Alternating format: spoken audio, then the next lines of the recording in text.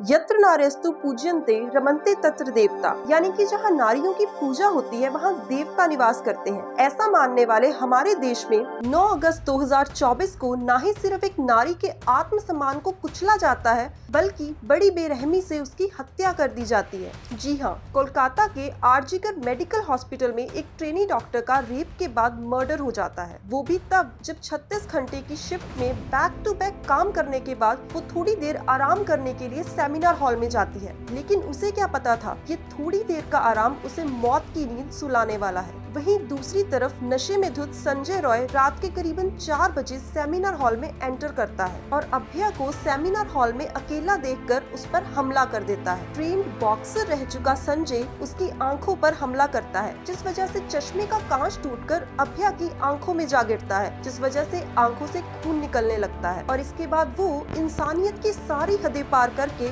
Seminar hall से बाहर निकल जाता है। वहीं दूसरी तरफ कॉलेज के वाइस सुपरिटेंडेंट की तरफ से अभ्या के पेरेंट्स को कॉल आती है, जिसमें उन्हें बताया जाता है कि उनकी बेटी ने सुसाइड कर लिया है। और ये कोई पहली बार नहीं था, पहले भी इस हॉस्पिटल में ऐसी बहुत सी घटनाएं हुई हैं। लेकिन हैरानी की बात ये है कि हर बार हॉस्पिटल स्टाफ ने ऐसी घटनाओं को सुसाइड बताकर दबाने की कोशिश की है। लेकिन क्यों? तो क्या हॉस्पिटल वालों को हॉस्पिटल की बदनामी होने का डर था या फिर अपनी पोल के खुलने का? जी हाँ, अब आप 2001 के सोमित विश्वास केस को ही ले लीजिए। एक रिपोर्ट के अकॉर्डिंग जब सोमित के फैमिली मेंबर्स उसकी बॉडी को देखते हैं तो उनके पैरों तले जमीन निकल जाती है, क्योंकि उसके मुंह में रुमाल ठुसा हुआ था और उसकी बॉडी को बेल्ट के सहारे पंखे से लटकाया हुआ था। इतना ही नहीं, हाथ नीले पड़ चुके थे और हाथों पर पंक्चर के निशान थे।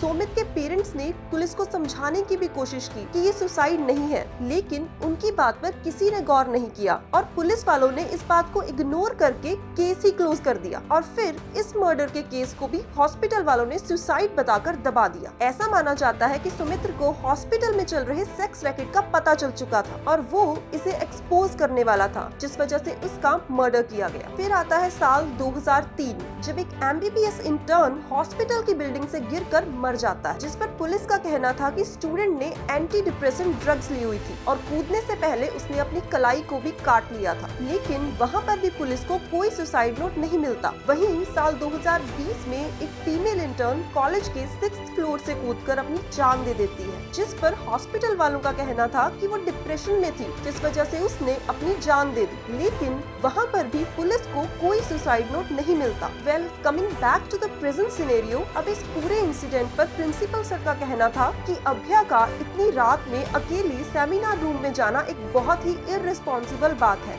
यानी कि हॉस्पिटल में जिसके साथ भी गलत होता है, या तो वो इररिस्पॉन्सिबल होता है या फिर वो सुसाइड कर लेता है। इसका मतलब प्रिंसिपल सर के हिसाब से जिसके साथ गलत होता है, गलती उसी की होती है, क्योंकि पूरे इंसिडेंट को जानने के बाद भी उन्हें अभ्या का इररिस्पॉन्सिबल होना नजर आता है, लेकिन प्रिंसिपल होने के नाते खुद का लापरवाह होना नहीं। अब प्रिंसिपल साहब को ये बात कौन समझाए कि इसे इररिस्पॉन्सिबल होना नहीं बल्कि ऑन ड्यूटी होना कहते हैं, क्योंकि डॉक्टर्स भी हमारी तरह इंसान होते हैं, रोबोट नहीं। उन्हें भी आराम की जरूरत होती है। वहीं दूसरी तरफ जब अभ्या के पेरेंट्स कॉलेज पहुंचे तो उन्हें अपनी बेटी की बॉडी तक को देखने के लिए 3 घंटे इंतजार करना पड़ा। तो क्या इन 3 घंटों में इस केस के सबूतों को मिटाया जा रहा था, जो कि हमें असली गुनहगारों तक पहुंचा सकते थे? इतना ही नहीं, जैसे ही इस केस को कलकत्ता हाई कोर्ट CBI को ट्रांसफर करती है, तभी अचानक से हजारों लोगों की भीड़ हॉस्पिटल पर अटैक कर देती है और सेमिनार रूम में घुसकर तोड़फोड़ करती है। और इसके बाद सबूत को टेम्पर करने की निंजा टेक्निक अपनाई जाती है और सेमिनार रूम के पास के एरिया को सीज करने की बजाय वहाँ पर रेनोवेशन का काम शुरू करवाया जाता है। अब यहाँ पर सवाल ये उठता है कि इतनी बड़ी दुर्घटना होने के बावजूद माननीय प्रिंसिपल साहब ने इस रेनोवेशन की परमिशन कैसे दे दी? वहीं दूसरी तरफ हमें प्रिंसिपल सर के रेजिग्नेशन देने की खबरें मिलती हैं, लेकिन पता नहीं किसके आशीर्वाद से उन्हें कुछ ही घंटों में दूसरे कॉलेज का प्रिंसिपल बना दिया जाता है। अब रही बात पुलिस की, तो पुलिस का ही वॉलंटियर संजय रॉय, जो कि हॉस्पिटल में दलाल का काम करता था, वो अनपढ़ और गरीब मरीजों का हॉस्पिटल में इलाज करवाने के बहाने उनसे पैसे ऐंठता था। हॉस्पिटल स्टाफ से अच्छे लिंक होने के कारण उसने इसे ही अपना पेशा बना रखा था। उस रात को भी वो पेशेंट से मिलने के बहाने ही हॉस्पिटल आता है, उनसे मिलता भी है और बिना किसी डर के हॉस्पिटल प्रीमिसेस में बैठकर शराब पीता है। उसके बाद नशे में चूर संजय रॉय 3rd फ्लोर पर बने सेमिनार रूम में जाता है, जिसमें कि डॉक्टर अभ्या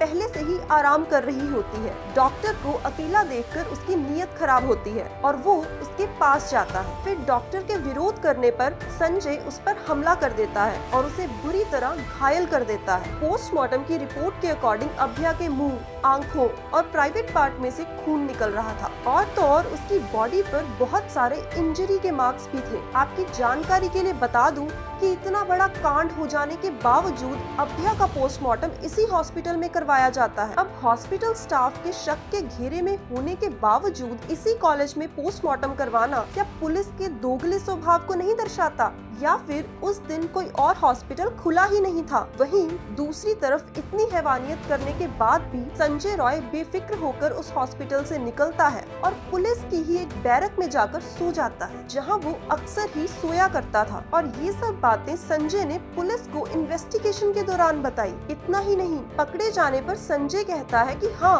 उसी ने ये सब किया है और उसे फांसी दे दो। इससे एक बात तो साफ हो जाती है कि उसे अपने किए का कोई पछतावा नहीं है। लेकिन यहाँ पर सोचने वाली बात ये है कि पकड़े जाने पर अपना बचाव करने की बजाय उसने फांसी दे देने की बात आखिर क्यों कही? ऐसा लगता है जैसे उसे ये जवाब रटवाया गया हो। तो क्या कोई नशे में चूर आदमी इतने बड़े कांड को अकेले अंजाम दे सकता है? वहीं इस केस में पहली एफआईआर 14 घंटे बाद वो भी अभ्या के पेरेंट्स द्वारा रजिस्टर करवाई गई, न कि हॉस्पिटल स्टाफ के द्वारा। दूसरी तरफ देश भर के डॉक्टरों के द्वारा की गई प्रोटेस्ट को ममता बनर्जी भी ज्वाइन करती है। लेकिन जहां डॉक्टर तो सरकार की आंखें खोलने के लिए प्रोटेस्ट कर रहे हैं, वहां ममता दीदी किसकी आंखें खोलने पर लगी हैं? क्योंकि वेस्ट बंगाल में सरकार तो उन्हीं की है। इस केस पर ममता बनर्जी का कहना था कि रेपिस्ट को दी जाने वाली सजा को बढ़ाया जाना चाहिए, जो कि एक बहुत अच्छी बात है। लेकिन उनके पकड़े जाने की प्रोबेबिलिटी का क्या? क्योंकि सजा तो तभी होगी जब वो पकड़े जाएंगे। इंडिया में रेप्स के बढ़ने का एक बहुत बड़ा रीजन ये है कि रेपिस्ट को लगता है कि वो पकड़े ही नहीं जाएंगे तो सजा मिलनी तो दूर की बात है। और ये माइंडसेट इंडिया को लड़कियों के लिए एक डेंजरस कंट्री बनाता है। और अगर हमें इंडिया को एक सेफ कंट्री बनाना है तो हमें पनिशमेंट के साथ साथ रेपिस्ट के पकड़े जाने की प्रोबेबिलिटी को भी बढ़ाना होगा। यहाँ बात सिर्फ लड़कियों की सेफ्टी की नहीं है, बल्कि लड़कों की मानसिकता की भी है। कोई भी बच्चा रेपिस्ट पैदा नहीं होता, बल्कि वो ये सब अपने एनवायरनमेंट से ही सीखता है। याद रखिए, रेप सेक्स के बारे में नहीं है, बल्कि ये पावर और डोमिनेशन को दिखाता है। अब मैं आप सभी को याद दिला दूं कि साल 2012 में भी हमने कहा था, निर्भया हम शर्मिंदा है, तेरे कातिल जिंदा है। और आज 12 साल बाद हम ये बातें फिर से बोल रहे हैं कि अभ्या हम शर्मिंदा है, तेरे कातिल जिंदा है। अब मैं हमारे सिस्टम और सोसाइटी से पूछना चाहूंगी कि आखिर कब तक हम यूं ही शर्मिंदा होते रहेंगे?